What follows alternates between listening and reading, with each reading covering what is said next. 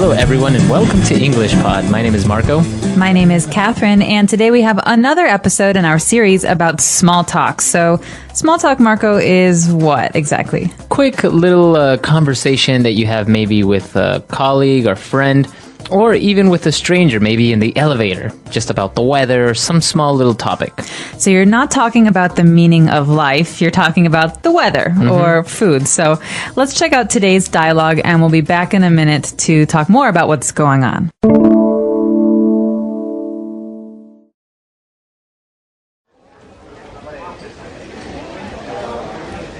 Oh, dear miss, you are soaked. Wow, it's really raining heavily outside. Yes, it sure is. I had to run here from work. I need to rush as I'm on my lunch break. Well, please, why don't you go ahead of me in line? I'm in no hurry. Oh, that's so nice of you. Thank you very much. My pleasure, miss. Actually, could you recommend what to eat here? I've never been here before. Sure. Well, the avocado sandwich is delicious, and it's the healthiest thing on the menu. Personally, I think the beef salad is the tastiest choice. I usually get that. Also, the milkshakes are the best milkshakes in town. Well, thanks for the suggestions. No, don't mention it.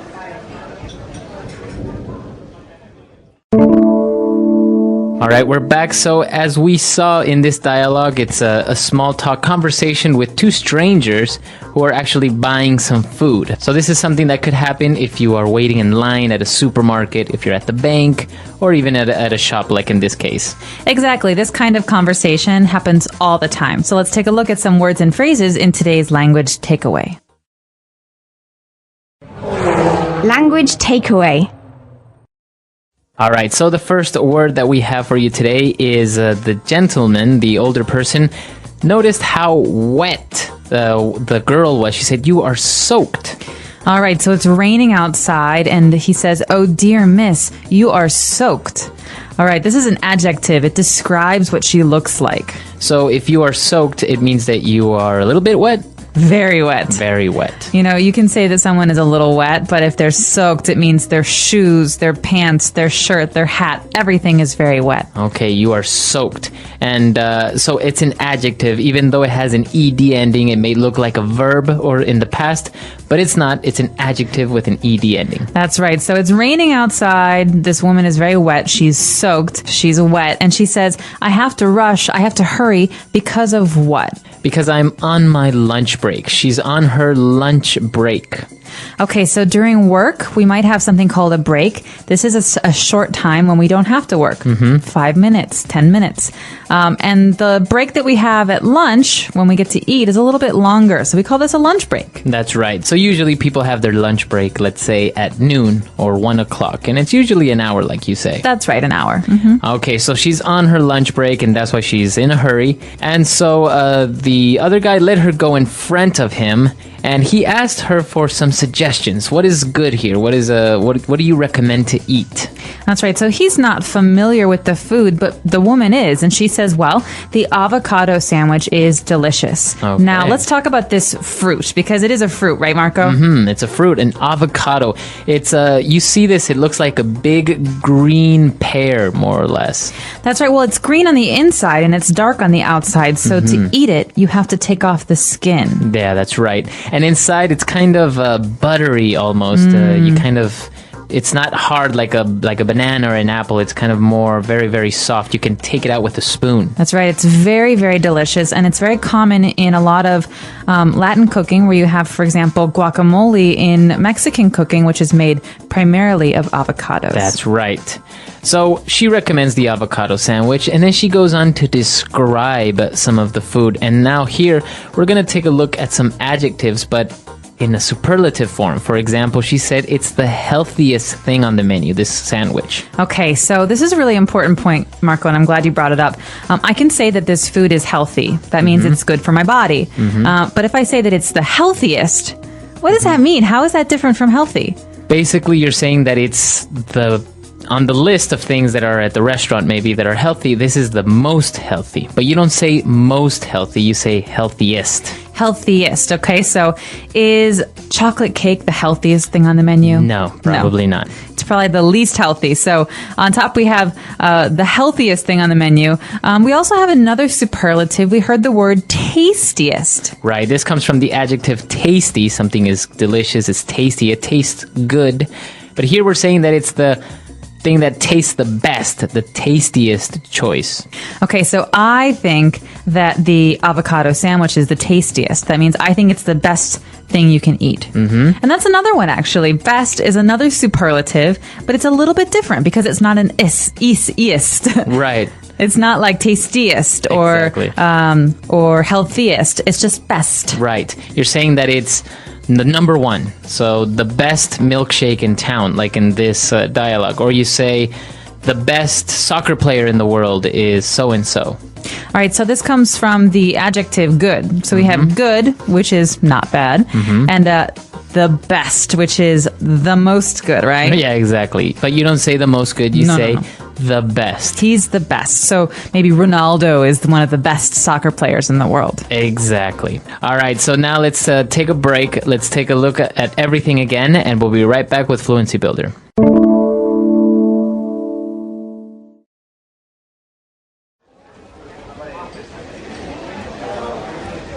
Oh, dear miss, you are soaked. Wow, it's really raining heavily outside. Yes, it sure is. I had to run here from work. I need to rush as I'm on my lunch break. Well, please, why don't you go ahead of me in line? I'm in no hurry. Oh, that's so nice of you. Thank you very much. My pleasure, miss. Actually, could you recommend what to eat here? I've never been here before. Sure. Well, the avocado sandwich is delicious, and it's the healthiest thing on the menu. Personally, I think the beef salad is the tastiest choice. I usually get that. Also, the milkshakes are the best milkshakes in town. Well, thanks for the suggestions. No, don't mention it.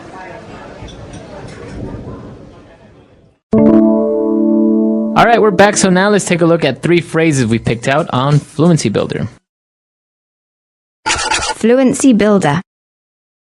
So I have a great phrase here, something that we often hear in polite conversations. The older man says, "I'm in no hurry." Mm-hmm. Now, what does this mean? Does this mean he needs to go somewhere? No, he says, you know what? I really don't have to go anywhere fast. That's why he let her, the girl, get in front of him in line at the shop. All right, so basically it means I can wait. I can wait, yeah. Mm-hmm. So if somebody says, "Oh, I'll be right back, please wait a moment," you can say, "I'm in no hurry, take your time."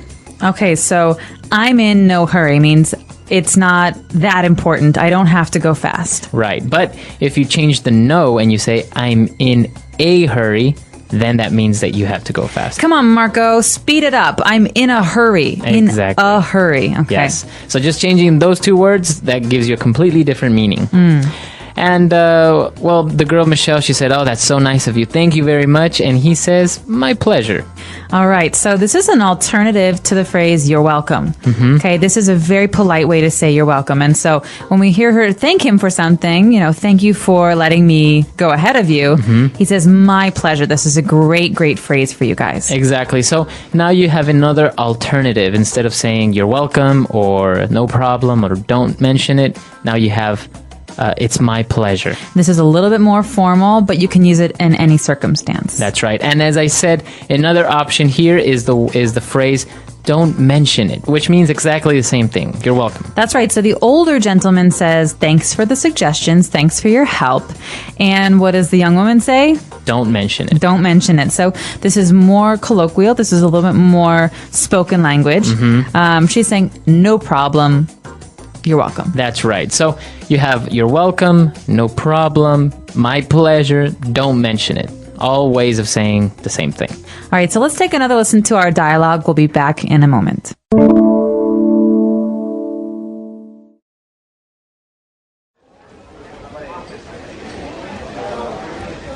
Oh, dear miss, you are soaked.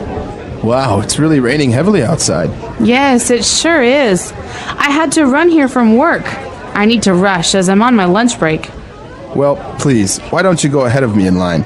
I'm in no hurry. Oh, that's so nice of you. Thank you very much. My pleasure, miss. Actually, could you recommend what to eat here? I've never been here before. Sure. Well, the avocado sandwich is delicious, and it's the healthiest thing on the menu. Personally, I think the beef salad is the tastiest choice. I usually get that. Also, the milkshakes are the best milkshakes in town. Well, thanks for the suggestions. No, don't mention it. All right, we're back. So talking about the superlatives, I know it's a complicated subject because grammar-wise, it can be a little bit difficult to determine when do you say, for example, beautiful. Do you say more beautiful or do you say beautifulest? You say more beautiful. That's right. Well, I don't really have a hard and fast rule for everyone. It's one of those things that you learn while you're studying English and you just have to remember. Yes, there are some exceptions, but usually you can guide yourself by adjectives that have usually 3 or more syllables. You probably have to use most or more. Amazing. Right, you don't say amazingest. Most amazing. Most amazing or more amazing. What about funny? Funny. So then you say funnier or funniest. Or sad. You can say saddest. All right, so sad, funny. These are 1 and 2 syllables. Sad, funny, saddest, funniest. You can use this ending. But with the words like beautiful or amazing, they're 3 syllables. They're long. You Yeah. have to say most amazing, most beautiful. Yeah, and there are some exceptions to the rule. You may find them, but usually if you see an adjective that's a little bit long like this, you can just say, you can just use more for the comparative or most for the superlative. All right. There. Bye.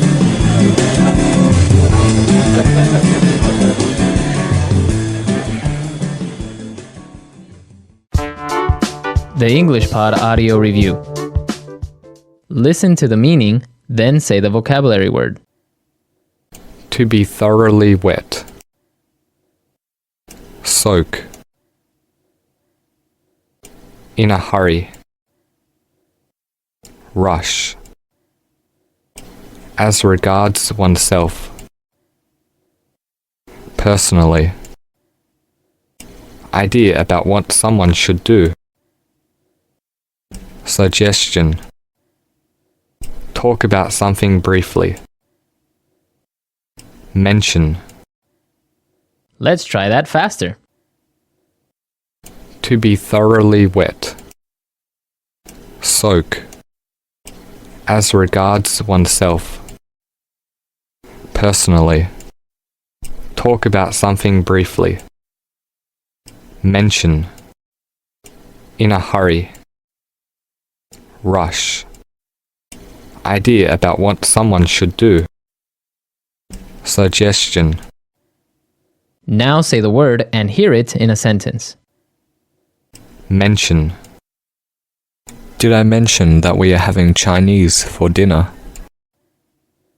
Mention. He forgot to mention that he was already married. Mention. I don't want to mention to my husband that I lost my engagement ring. Rush. Sorry, I have no time to chat. I'm in a bit of a rush. Rush. There was a huge rush to get the movie tickets before they ran out. Rush. You're always in a rush. Just calm down. Personally. Personally, I think you're better off going to university rather than clown academy. Personally. I think starting my career in the retail industry would be better for me, personally. Personally. Personally, I prefer slow songs over faster pop music. Suggestion. Don't take it so seriously. It was only a suggestion. Suggestion. That's a great suggestion. Thanks for the help. Suggestion. If you have any suggestions, please tell me. I'm all ears. Soak. I'm going to soak these potatoes in water for a while. Soak. I'm soaked in the freezing after that water fight. Soak.